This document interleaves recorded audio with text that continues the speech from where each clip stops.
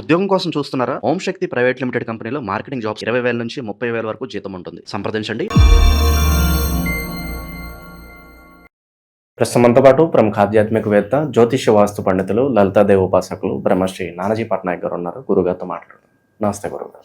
శ్రీమాత్రే నమః. ఆగస్టు నెల విశేషంగా వృషభ రాశి వాళ్ళకి ఏ విధంగా కలిసి రాబోతుంది? వీళ్ళు ఎలాంటి జాగ్రత్తలు తీసుకోవాలంటారు? ఆగస్టు మాసంలో వృషభం వారికి గనక చూసుకుంటే వీళ్ళ గ్రహస్థితి ఏ విధంగా ఉంది అని చూస్తే, వీళ్ళ లగ్నాధిపతి అయిన శుక్రుడు పంచమంలో నీచి పొందుతున్నాడు. ప్రస్తుతం 4లో ఉన్నాడు, కానీ పంచమంలోకి వెళ్తాడు. 4వ భావంలో కేతు ఉంటూ రవెల్లి 16వ తేదీ నుంచి కలుస్తున్నాడు. 3లో రవి గురువుల యొక్క కలయిక. 2వ స్థానంలో మనకి వృషభంలో ఉండే కుజుడు 2వ స్థానంలో 3వ తేదీ నుంచి వెళ్ళిపోతూ బుధుడితో ఒక 3-4 రోజులు కలిసి ఉంటాడు అక్కడ. అదేవిధంగా దశమంలో రాహువు, లాభంలో శని, ఇక చంద్రుడైతే 12 రాసులు తిరుగుతాడు.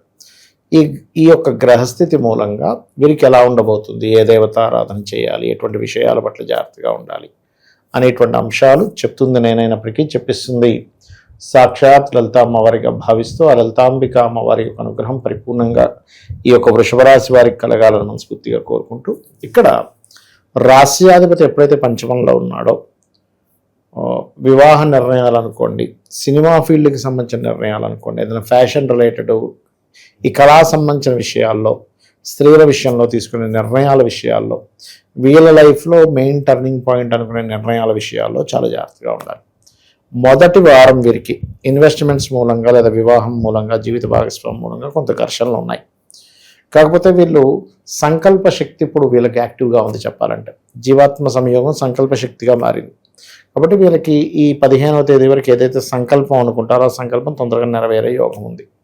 కాకపోతే వీళ్ళకి 4వ భావంలో ఒక రవి వెళ్తున్నందుకు, 4th lord is in 4th house కాబట్టి 15-16 తేదీల తర్వాత నుంచి వీళ్ళు ఏదైనా గతంలో ఏవైతే వీళ్ళకి ఒక కోర్స్ చేద్దాం అనుకుంటుంటే ఆటంకాలు జరిగాయో, ఇప్పుడు కొంచెం ఆ కోర్సెస్ చేయడానికి, అందులో ముఖ్యంగా గవర్నమెంట్ రిలేటెడ్ సంబంధించిన, మెడికల్ రిలేటెడ్ సంబంధించిన కోర్సెస్ చేయడానికి అనుకూలంగా ఉంటుంది.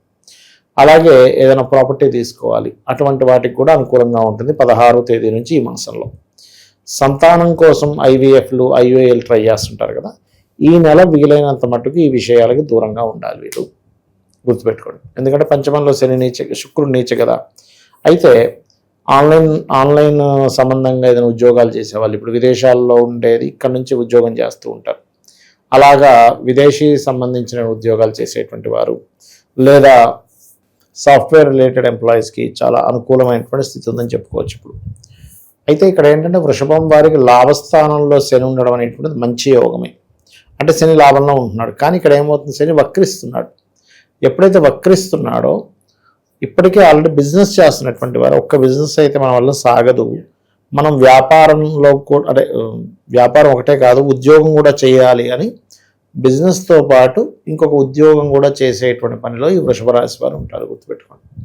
ఇక మరొక విషయం ఏంటంటే, వీరికి అంటే ఉపాసనా దేవత ఎవరిని చేస్తే మంచిది అంటే లలిత ఎక్కువగా చేసుకోవాలి వీలైనంత మట్టుకు. అండ్ అదేవిధంగా ఎటువంటి నిర్ణయాలు శుక్రవారం పూట తీసుకోకూడదు. జనరల్గా అంటే వీళ్ళ లైఫ్లో ఇంపార్టెంట్ అనేటువంటిది శుక్రవారం తీసుకోకూడదు. అదేవిధంగా వ్యాపార సంబంధించినటువంటివి ఏవైతే వీళ్ళు వ్యాపారస్తులు ఉంటారు కదా, అటువంటి వారు శనివారాలు ఎటువంటి డెసిషన్ మేకింగ్ తీసుకోకూడదు. ముఖ్యంగా వీళ్ళు జనరల్ ఆడియన్స్ ఏమో శుక్రవారము, శనివారం రోజు ఈ వ్యాపారస్తుల విషయంలో కొంచెం జాగ్రత్తగా ఉండాలి. అదేవిధంగా ప్రేమ వ్యవహారాలు, వీటి మూలంగా కొంత ఇబ్బంది వస్తుంది వీరికి. ఈ నెలలో చాలా జాగ్రత్తగా ఉండాలి. ప్రేమ వ్యవహారాలు లేదా సంతానం ప్రేమ వ్యవహారాల్లో పడడం వల్ల వచ్చే చికాకులు, ఇవి అధికంగా ఉన్నాయి చెప్పాలంటే. అది అయితే ఈ వారంలో ముఖ్యంగా మొదటి వారం ఏదైనా బంధువర్గంలో వారిని వివాహం కోసం ప్రయత్నం చేయడం మంచిది. పరిహారాల విషయానికి వస్తే మరి వీళ్ళు ఎలాంటి పరిహారాలు చేసుకోవాలి గురువు? ఎక్కువగా వీళ్ళు బొబ్బర్లు ఇస్తుండాలండి దానం. ఎక్కువ బొబ్బర్లు దానం ఇస్తూ ఉండాలి. గోవులకి బెల్లము, తీపి చపాతీలు తినిపించడము. అదేవిధంగా మనకి లలితా సహస్రనామాల్లో ప్రధానంగా శ్రీమాత్రే నమః అనే మంత్రం చేసుకోవడం అన్ని విధాలా మంచిది వీరికి చెప్పాలంటే. సో తరచూ వీళ్ళకి మంచి జరగాలంటే ఏ క్షేత్రాలకు వెళ్ళి వస్తే బాగుంటుంది అంటారు? వీళ్ళకి తిరుపతికి వెళ్ళాలి. అయితే ఇందులో మళ్ళీ 3 నక్షత్రాలు ఉంటాయి మనకి వృషభం చూసుకుంటే. అందులో కృత్తిక 2, 3, 4 పాదం వాళ్ళు తిరుపతి వెళ్ళి అక్కడ సూర్యనారాయణమూర్తిని లేకపోతే సూర్యుడు ధ్యానం చేసుకోవడము, రోహిణి వారు అమ్మవారి ధ్యానం చేసుకోవడము, అదేవిధంగా మృగశిర 1-2 పాదాల వారు కాస్త సుబ్రహ్మణ్య స్వామిని ఆరాధన చేసుకోవడం మంచిది అక్కడికి వెళ్ళి. గురుగారు, ఆగస్టు 13 నుంచి మనకి శ్రావణ మాసం ఉంది. మరి ద్వాదశ రాశులందరికీ కూడా విశేషంగా అన్ని విధాలా కలిసి రావాలంటే ఎలాంటి పరిహారాలు చేసుకోవచ్చు అంటారు ఈ మాసంలో? శ్రావణ మాసంలో వెంకటేశ్వర స్వామి యొక్క ఆరాధన చేసుకోవడం చాలా మంచిది.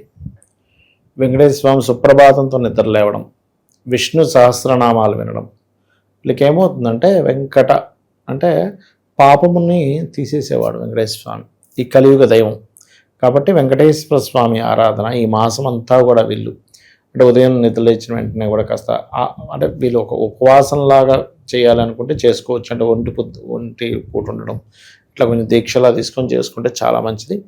శ్రావణ మాసంలో అన్ని రాసుల వారు కూడా తిరుపతికి వెళ్ళి వస్తే చాలా మంచిదండి. ఎందుకంటే కర్మస్థానంలో ఈ కాంబినేషన్ ఏర్పడుతుంది అమావాస్య తర్వాత చూసుకున్నట్లయితే. సో ఎప్పుడైతే శ్రవణ నక్షత్ర సంబంధంగా ఉండేదాన్ని పౌర్ణమి వచ్చేదాన్ని శ్రవణ మాసం ఎలా అంటారో, ఈ కర్మకారక రాశిలో శ్రవణ నక్షత్రం ఉంటుంది. ఈ కర్మ మనకు తగ్గాలి అంటే ముందుగా పూర్వజన్మ కర్మ దగ్ధం అవ్వాలి.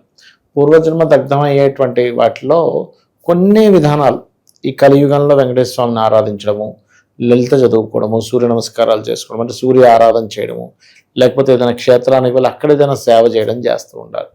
ఇవే ముఖ్యంగా చెప్పాలంటే. అయితే ఇది కేవలం చాలామంది ఏమనుకుంటారంటే శ్రవణ నక్షత్రం వాళ్ళకి మాత్రమే పనిచేస్తుంది అనుకుంటారు. అలా ఏం లేదు, అందరికీ కూడా ఈ యొక్క ఫలితం అనేటువంటిది వస్తుంది, అందులో ఎటువంటి సందేహం లేదు. ఇంకా వీలైతే కనుక శివాలయం ఏదైనా ఉన్నట్లయితే శివుడికి పాలతో అభిషేకం చేసి వెంకటేశ్వర స్వామి ఆరాధన చేసినట్లయితే కూడా చాలా బాగుంటుంది. మనకి గోశాలకు వెళ్ళి గోవులకి బెల్లము పదార్థాన్ని తినిపించడము చాలా మంచి ఫలితాలు ఇస్తుంది శ్రావణ మాసంలో. అండ్ అదేవిధంగా మనకి సర్వసాధారణంగా ఏంటంటే తులసి మరియు పుష్పాలతో వెంకటేశ్వర స్వామిని అర్చిస్తే చాలా మంచిది ఈ మాసంలో. చాలామంది ఏం చేస్తుంటారంటే ఈ శ్రావణ మాసంలో వెంకటేశ్వర స్వామి యొక్క ఆరాధనతో పాటు ఈ 30 రోజులు కూడా తులసి మొక్క దగ్గర దీపారాధన చేస్తారు. దీనివల్ల కలిగే ఫలితాలు ఏంటంటే రోగ భయము నశిస్తుంది. శ్రావణ మాసంలో ఇంకా చెప్పాలంటే నదిలో దీపాలు వదలడం మంచిది.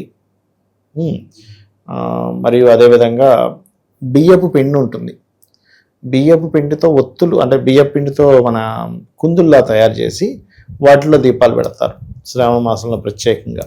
అవి కూడా చాలా మంచి ఫలితాలు ఇస్తుంది. అందులో కొంతమంది నెయ్యిని వేసి నెయ్యితో దీపం పెట్టడం చేసినప్పుడు ఏమవుతుందంటే శ్రావణ మాసంలో చేసే ఈ కార్యక్రమం వల్ల ఉద్యోగ సంబంధించిన విషయంలో కొత్త ఉద్యోగ అవకాశాలు వస్తాయి నెయ్యితో దీపం పెట్టడం వల్ల అని చెప్పి అంటూ ఉంటారు. ఒకవేళ ఉద్యోగంలో చాలా ఇబ్బంది ఉందనుకునేటువంటి వారు ఓం మాణిక్య మకుటాకార జానుద్వై విరాజితాయ నమః మళ్ళీ ఓం నమో వెంకటేశాయ్ ఇది కలుపుకొని చేసుకుంటే ఇంకా బాగుంటుంది. మంచి విశ్లేషణ అందించారు, ధన్యవాదాలు. శ్రీమాత్రే నమః.